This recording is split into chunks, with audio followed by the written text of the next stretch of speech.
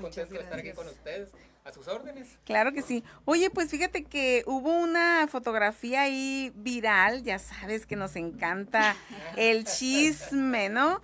Y bueno, AMLO con el Mayo decían, pero bueno, luego dicen que en la mañanera declararon que era un montaje donde pobre gobernador, o sea, utilizaron una foto de Alfonso Durazo, supuestamente, y le pusieron la cara de el Mayo. Porque si no había fotos de él, ¿que no?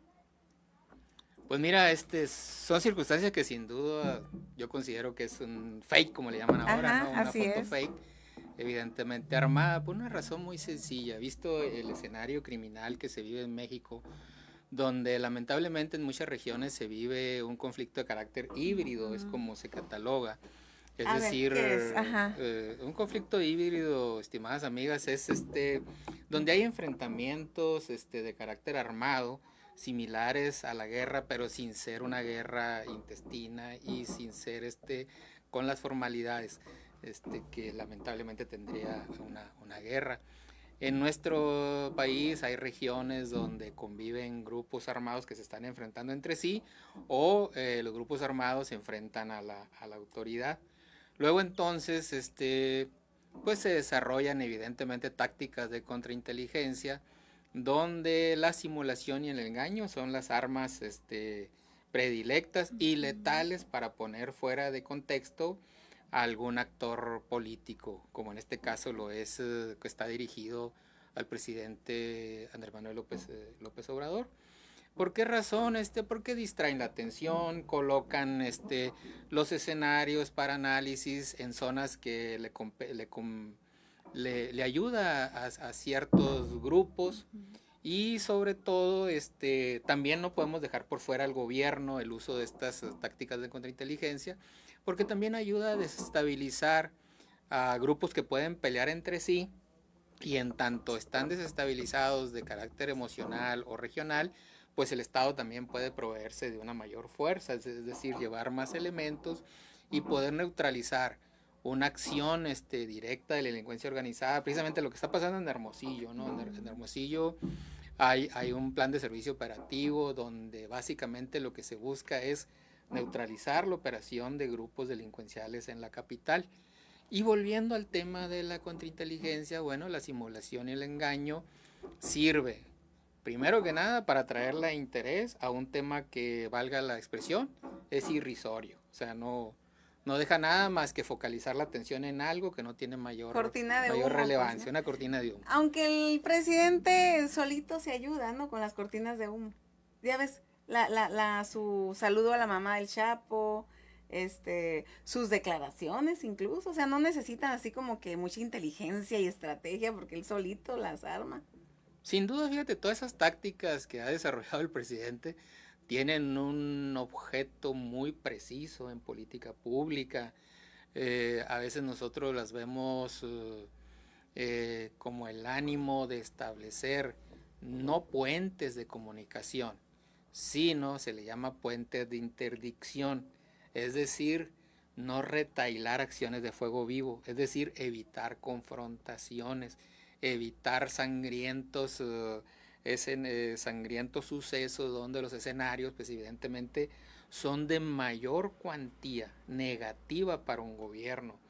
Si valoramos, por ejemplo, el saludo del presidente, desde el punto de vista estratégico y táctico, Ajá. si valoramos el saludo del presidente a la mamá del Chapo, como todo el mundo lo vimos en los multimedia, en televisión, en redes sociales, bueno, eso tiene un impacto negativo que está centralizado específicamente en el presidente por una serie de lucubraciones relacionadas con supuestas alianzas. Pero si lo vemos desde el punto de vista del análisis táctico del control regional, bueno, ahí tiene otra connotación, que básicamente es desestabilizar a grupos opositores de la delincuencia organizada que intentarían confrontarse en esa región con quienes dominan esa región. Específicamente, cuando tú mandas un mensaje de contacto con A, inhibes a B. Entonces, Pero si si lo aquí le ponemos inhibes, A Cártel de Sinaloa y le ponemos B a Cártel Jalisco Nueva Generación, bueno, la ganancia de políticas públicas es que mantenemos una relativa paz social. Oye, y a ver, explícanos, porque yo digo que la secretaria de Seguridad Nacional y la misma presidencia nos deben una disculpa a Sonora y al piloto que señalaron sin mayor prejuicio de que fue quien trasladó al Mayo Zambada y que dijeron que era desde aquí, y yo no he visto ni una disculpa ni al gobernador ni al piloto, y se me hace una falta de seriedad de parte de Seguridad Pública haber exhibido de esa manera esa noticia. Fíjate, es lastimoso para Sonora y los sonorenses porque aseveraciones de este tipo, pues evidentemente crea un marco de percepción donde hasta la inversión nos ahuyenta, porque pareciera que estamos viviendo una realidad que no se vive de manera mayoritaria en las ciudades. Sin duda, regresando a lo expresado ahorita dentro de las tácticas de inteligencia y contrainteligencia, bueno, la secretaria federal de seguridad pues está jugando su papel de mensajero. O sea, ella da datos incompletos, datos imprecisos, no porque sea su decisión, sino porque la táctica lo está exigiendo. Ay, para lo mismo. Se me hace que los ves con ojos de amor. Para lo mismo. No, lo que pasa es que estamos tratando de disuadir una circunstancia. O sea, justificas en un ambiente, lo que haya hecho. No justifico tal circunstancia, tal vez yo lo hiciera diferente, sería mi aseveración. Pero el marco en el que hay que controlar, no hay que olvidar lo que fue con lo que empezamos, el conflicto de carácter híbrido que viven, pues lastimosamente, muchas regiones de México. Lo vivimos en Sonora, en el Gran Desierto de Altar, en Michoacán, en Jalisco, en Durango, durísimo, Tamaulipas. Entonces eso lleva a que los escenarios sean dictados por analistas en temas de seguridad, no tanto por temas de carácter policial, que es lo que todos esperábamos de la secretaria. Bueno, secretaria, díganos qué pasó, es decir, esclarezcanos la verdad de los hechos. La secretaria no lo ha realizado y creo que no lo realizará en función de lo que están haciendo tácticamente. Y ahí sí, pues nos llevó al baile al Estado y a los sonorenses. Y al pobre piloto ese. Al piloto, por ejemplo, de manera personal, y sobre todo a todos los sonorenses, porque si nosotros tenemos una oportunidad en la relocalización mundial de empresas, bueno, pues eso nos atrasa una cantidad importante de meses. Luego entonces, si hay algún esfuerzo en atracción de inversión del Estado, pues esa pared de simulación y engaño detiene no solamente a los delincuentes, sino a aquellos que creen que realmente está sucediendo esto en Sonora. Entonces, se me hace así como que, ay, la táctica, de verdad, yo creo que se le salió de control eso. O sea, ¿cómo se atreve una secretaria de Seguridad Pública a no decir siquiera presuntamente? Que lo que es evidente aquí, que ellos quedaron dentro de la mentira, envueltos en la verdad. Y dentro de la verdad, quedaron envueltos en la mentira. Por una razón muy sencilla, es evidente, es la primera vez que hablo del tema del Mayo en medios de comunicación, fíjate, pero desde un principio era evidente que era una entrega, era una acción pactada, porque no hubo movilización inmediata de los grupos armados que ellos controlan, ni era la versión que se presentó primera de que el Chapito lo secuestró y se lo llevó, o viceversa, el Mayo se entregó y entregó otro premio. Entonces, dentro de la verdad, ellos no tuvieron comunicación precisa y cayeron en la mentira. ¿Por qué razón? Porque estas negociaciones las lleva un Estado, específicamente el Estado norteamericano, que evidentemente sus agencias de inteligencia tienen una confrontación con el Estado mexicano a partir de lo que ha sucedido con la DEA. Entonces la colaboración interinstitucional de esas áreas, creo yo que no está tan fluida. Entonces eso lleva a que nuestros funcionarios dentro de la verdad cayeron en la mentira. Y luego lo replican, porque utilizan una serie de informaciones que no están confirmadas para presentar una verdad, una narrativa, vamos a decir. Y esa narrativa es la que nos pone en indefensión a Sonora y a los sonorenses, porque dicen, bueno, a partir de un simple análisis del flyer, de una app, que hay un vuelo que está viajando, ok, coincide. Sí, cierto, coincide, ahí está en la app. Sí. Pero bueno, los tipos de avión, los momentos, hay otra serie de indicadores que hay que tener para aseverar tal cosa. Evidentemente no los tuvo, y es donde esa narrativa, que parte de la parte oscura de la mentira, no solamente se vuelve falaz, sino que ya se vuelve peligrosa, porque ahora el mismo gobierno federal no encuentra la forma de salir de esta cañada en la que él mismo se metió. Y luego todavía, nosotros no tuvimos nada que ver, ¿no? O sea, no des explicaciones que no te están pidiendo, pues. Es que parecían más preocupados en decir eso que en decir la verdad de los hechos. Entonces, ahí se llevan al baile, ahorita mencionaste al gobernador del estado, se lo llevan al baile. Hoy están estas tácticas de engaño, como es la fotografía fake, y sin duda van a salir otras Sí. más, porque lo que se trata es que en esta serie delictiva pues no se agota en 3 capítulos. O sea, entre más capítulos tenga, será más interesante para quienes están controlando las regiones, y obviamente dará mayor capacidad, incluso a los Estados Unidos, de poder desestabilizar más a las organizaciones en México, incluidas las institucionales, las oficiales. Que Víctor, justo era lo que nos platicábamos desde el análisis pasado, que ya la delincuencia tiene ahora el uso de la tecnología a su disposición, y sabemos que eso también puede llegar, como lo estamos viendo el día de hoy con esta fotografía que ha sido trending topic en redes sociales y que se sigue hablando muchísimo, y que aparte eso da pie a que hablen muchísimo de la secretaria, porque ahora están culpando a AMLO, que justo en esa presentación de la mañanera ni siquiera la dejó ampliar los datos como tal, o sea que fue como un manita en el hombro y fue como de... tranquila. Me tocó ver esa mañanera específicamente por obvio interés en el tema. Y sin duda das en el punto clave, Carla. Hoy estamos, la vez pasada hablábamos de la tercera generación de los mandos de la delincuencia organizada.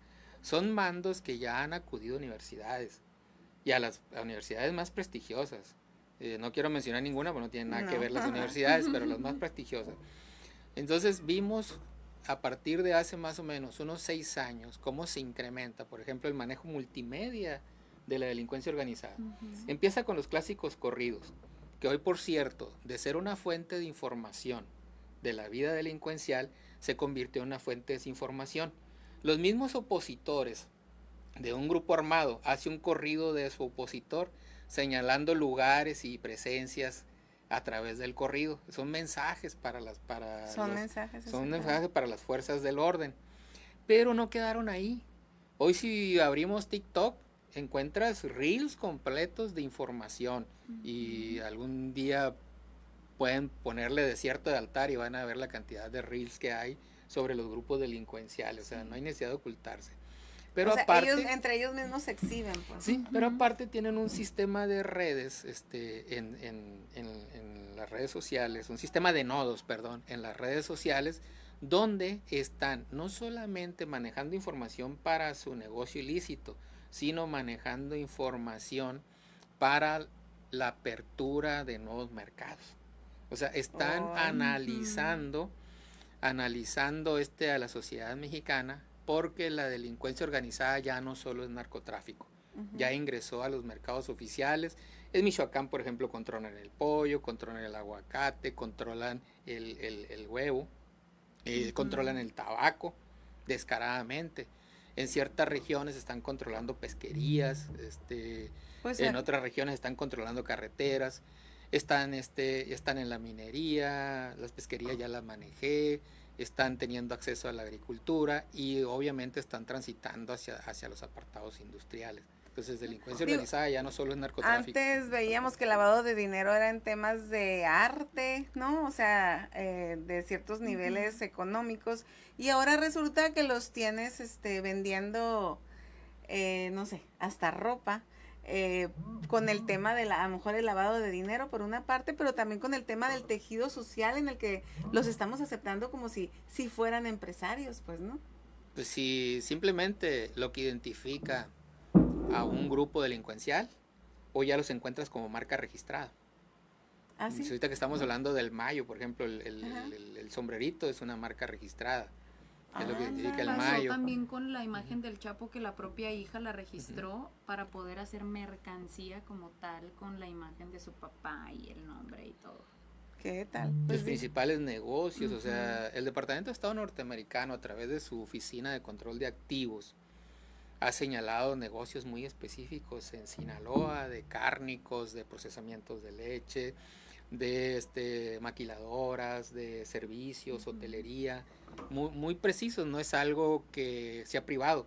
Si uno entra a esta página, ahí lo ves señalados sus domicilios fiscales, los socios, y la cadena de participación logística de esa empresa. Eso lo hace el Departamento de Estado norteamericano a través de su oficina de activos. Entonces ahí es donde te das cuenta y dices, bueno, o sea, Oye, como no están tropicalizando la acción, están incursionando en los en otro mercados mercado. legales. Oye, estábamos analizando que eran las rutas del tren, ¿no?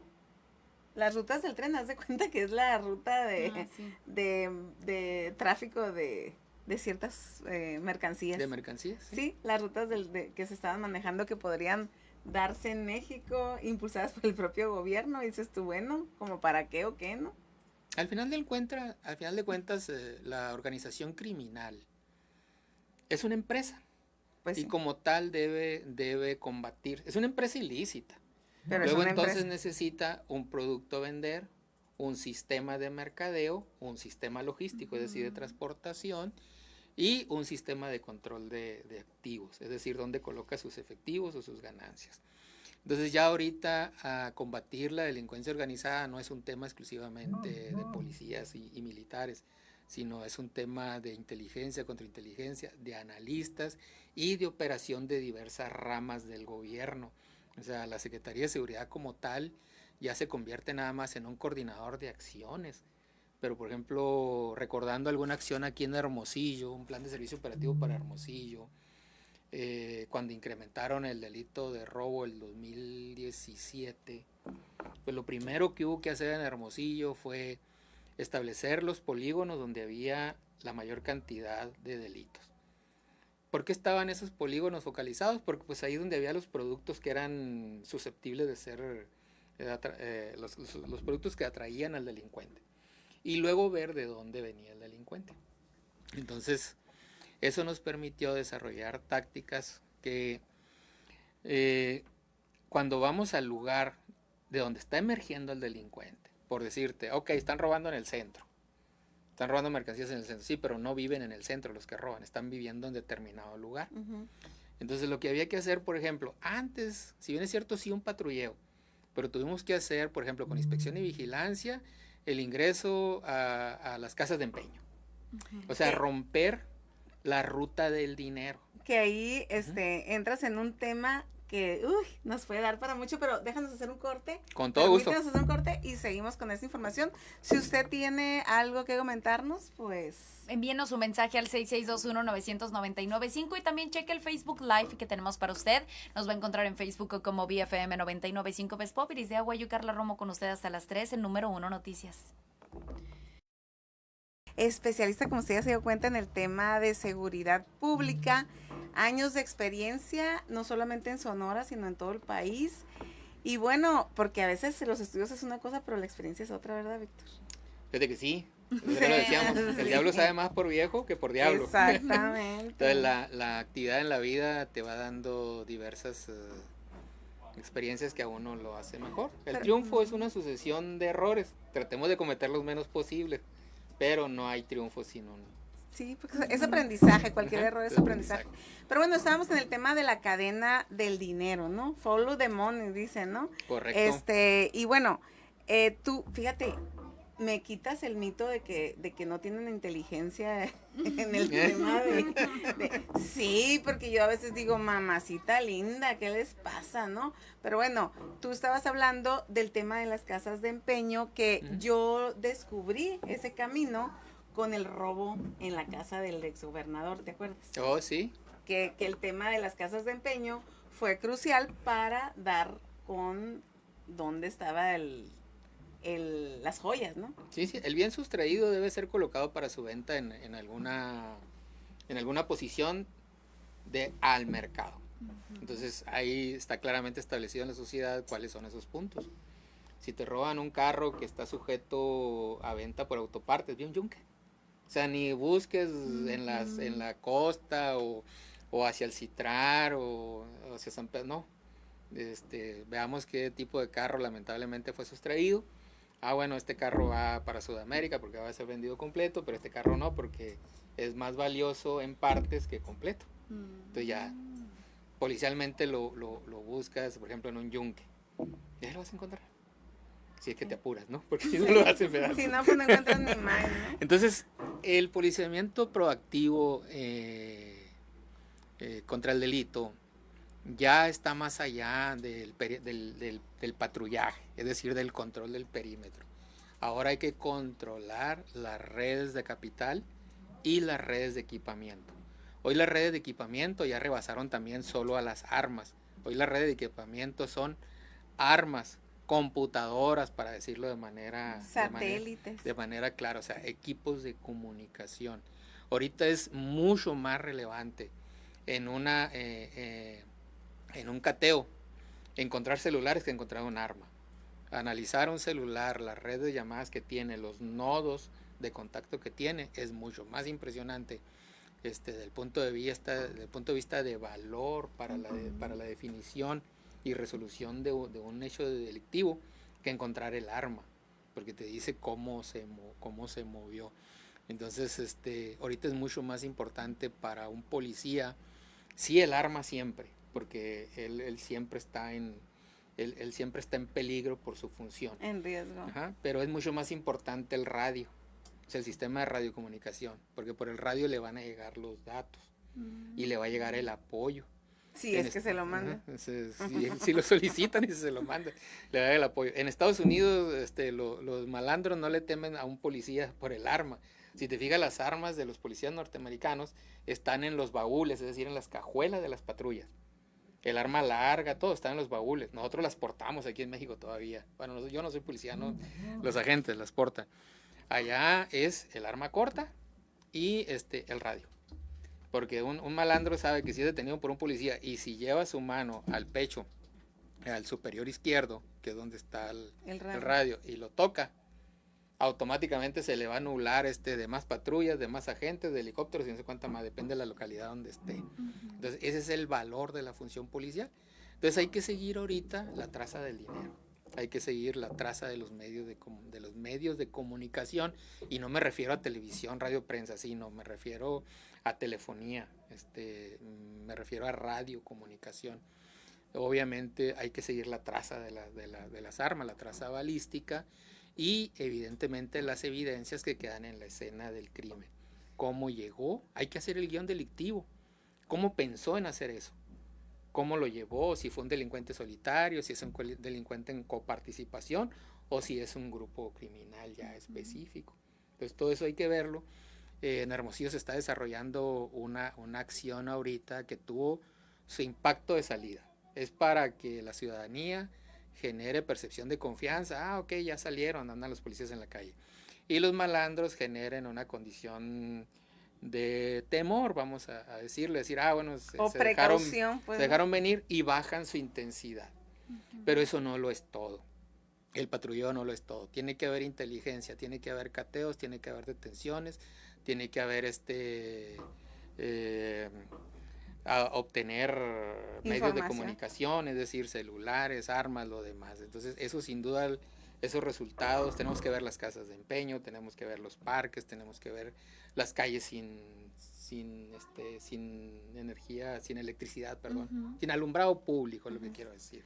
Oye, fíjate que comentas, a mí me llamaba mucho la atención que se descubrió el laboratorio más grande, bla, bla, bla, no se detuvo a nadie. Se decomisaron tantas armas, tantos autos, no se detuvo a nadie. Y bueno, ahora me callaron la boca porque de tal fecha a tal fecha detuvieron a 35, decían unos, y 25 decían otros. O sea, no se ponen de acuerdo en la comunicación, o 10 más tuvieron por acá, no sé. O a lo mejor súmale 35 más 25, o no sé. Pero bueno, el tema aquí es que se había visto decomiso de armas, como bien dices, de laboratorios, ¿no? Se habían desarmado laboratorios, pero no se había detenido gente. Ahora ya nos están informando que sí se ha detenido gente.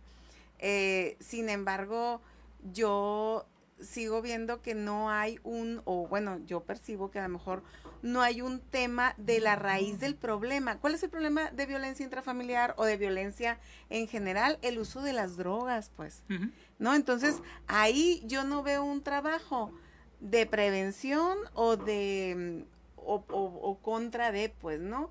Estaban diciendo el otro día de que, se están matando entre ellos los que distribuyen, los que, ¿cómo le llaman? Los tiradores. Los tiradores. Ajá, entre ellos por el tema de las plazas.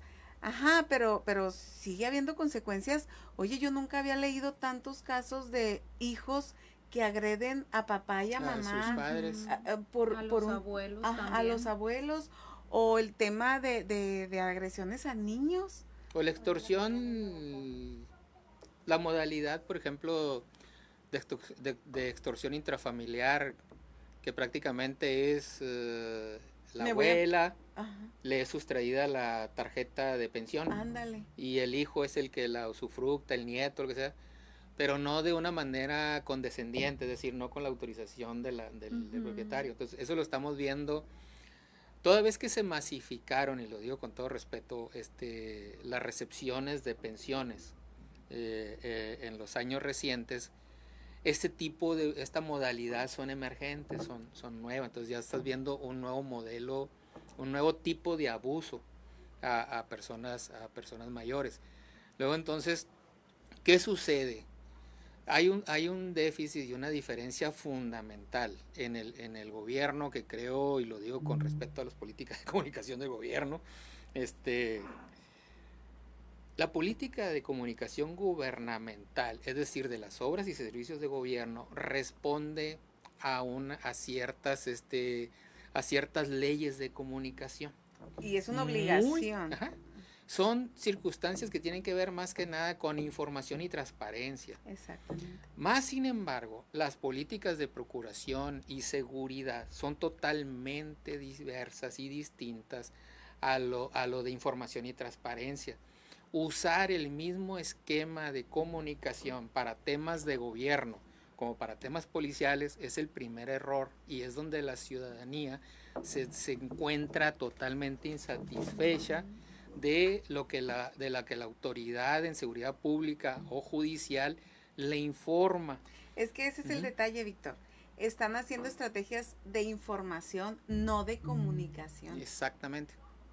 Entonces, esos diferendos, ambos temas responden a leyes distintas. Luego entonces, comunicación social tiene un modelo de leyes que evidentemente ustedes lo manejan muchísimo mejor que yo, que el modelo de comunicación que debe tenerse, el tipo de datos que debe prodigársele a los ciudadanos de temas de seguridad y justicia. Totalmente. O sea, ahorita nosotros queremos matar, por ejemplo, a los jueces y magistrados porque dicen, es que no resuelven nada. Sí, pero el problema no está ahí. No, empieza desde abajo. ¿Cuál es el problema? De que no ha habido una comunicación que responda al tipo de función que tienen. Entonces, ¿qué tenemos? Ciudadanos insatisfechos, enojados, molestos, enojados, porque no saben lo que está pasando. Y parece, número uno, que no sabe nada el policía o la autoridad en seguridad. Exacto. No, ese gallo no sabe nada. O sea, todo el mundo sabemos dónde están, menos ellos. Es la típica. Ineptos. Ajá. ¿Por qué razón? Porque no está hablando de lo que es relevante en su actuación. Entonces, creo que por ahí viene el primer fallo. Las estadísticas no lo es todo. Hoy lo que es todo es el contexto. Deja tú la perversión de los números, pues, ¿no? Están, las estadísticas de percepción que colocaron a Obregón en primeros lugares de inseguridad. No, sale el alcalde a decir, estamos mejor en esto y en esto que Hermosillo. Para empezar, ¿para qué compararse? Digo, Hermosillo ni lo pelaba. Y segundo, la perversión de los números, que yo les digo, utilizan los números como les conviene, pues, ¿no? En estos salieron altos, pero en general salieron bajos, pues, ¿no? Y sacábamos un promedio por estado del número de muertos a nivel nacional, que dicen, ay, ya bajamos de 80 y tantos a 70 y tantos. Ok, lo dividimos entre los 32 estados, creo que nos tocaba a 6, y Obregón casi pone la mitad, pues. Sí. 2 puntos y feria. Entonces dices tú, y todavía te sales y dices, vamos bien. Sí, y eso choca con que lo que ya hablamos ahorita, con que los mañosos, la delincuencia organizada, está haciendo su esquema de comunicación. El mismo gobierno da datos, por ejemplo, ahorita es momento de que la Secretaría de Seguridad, la misma Fiscalía, presente acciones o más de resultados. ¿Por qué razón? Porque nos acaban de informar que de 10 personas que acudieron a los servicios médicos por impacto del fentanilo en el periodo de control, hoy fueron 513 en el segundo periodo. Entonces, ese diferencial que es enorme en términos numéricos y también proporcionales, inmediatamente debería tener una política de comunicación, en este caso creo yo de la Secretaría de Seguridad, diciendo el impacto del fentanilo, el daño que hacen nuestros jóvenes. Y por el otro lado, una comunicación de la Fiscalía diciendo el número de arrestos y de intervenciones, cateos que ha tenido en tiraderos, por ejemplo, en la zona de su jurisdicción. Entonces eso ya a la gente le diría, bueno, algo se está haciendo. Nadie estamos obligados al todo, a lo imposible, pero sí podemos comunicar lo posible. Exacto. Entonces, y tenemos una certeza donde la población tiene mayores elementos para tomar decisiones, cuidar a nuestros hijos, nuestros nietos, bueno, yo no los tengo, pero ir caminando mejor. Y decirle a la gente, oye, te puede pasar esto, o sea, ve de qué está hecho. No vemos esas campañas, o sea, ya no sabes de qué está hecho el fentanilo, y antes era, oye, que están haciendo esto de veneno de ratas y que no sé qué. O sea, nada de eso se ve ya. ¿Ya nos quieres correr? Sí. Bueno, a la hora que diga nos vamos.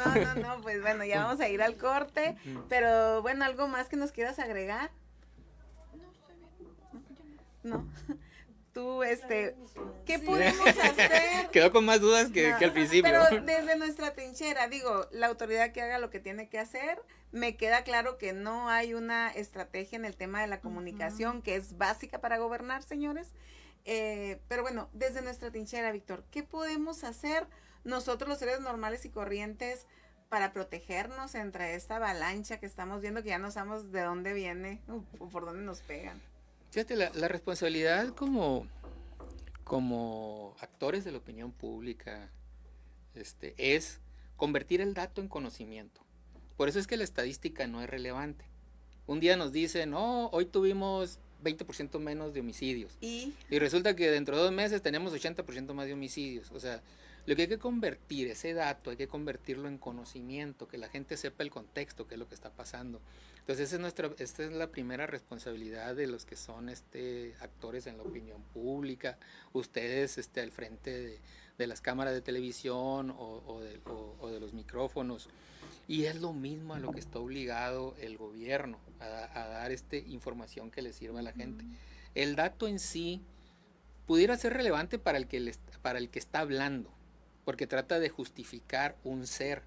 Bueno, ha pasado esto porque yo soy el titular. Sí, pero ¿qué es lo que con eso que pasó, qué es lo que sucede con la sociedad? Es muy distinto que el secretario para salirme del contexto, es muy distinto que el secretario de obras diga, construimos 1000 kilómetros de línea de asfalto. Ese es un dato. Probablemente nosotros le deberíamos mejor, ustedes que están bien y muy bien en los medios, en decir, hemos construido una carretera que es similar de ir de Hermosillo a Guadalajara. O sea, la gente ya el dato lo convirtió en conocimiento. Caray, ya tiene un modelo de comparación. Caray, oye, sí están haciendo cosas. Que es muy distinto decir, construimos 1000 kilómetros. No. ¿Cuántos son 1000 kilómetros? ¿Dónde van? Acercamos a tanta gente, ¿sí? O reducimos la posibilidad de muerte de alguien porque ya la carretera va de tal a tal. O sea, hay muchas maneras de ejemplificar. La cosa es de que falta en muchas ocasiones, precisamente de parte del gobierno, el impacto pues de las acciones que están realizando. Convirtamos Pues, el dato en conocimiento y en eso me quedo y agradecido como siempre por sus no, amables de verdad te consideraciones. queremos agradecer por todo este conocimiento que nos compartes. ¿Qué nos queda a nosotros? Pues cuidarnos, exigir, porque recuerde que la obligación del gobierno es darnos seguridad. Vamos al corte y ya regresamos. Muchas gracias.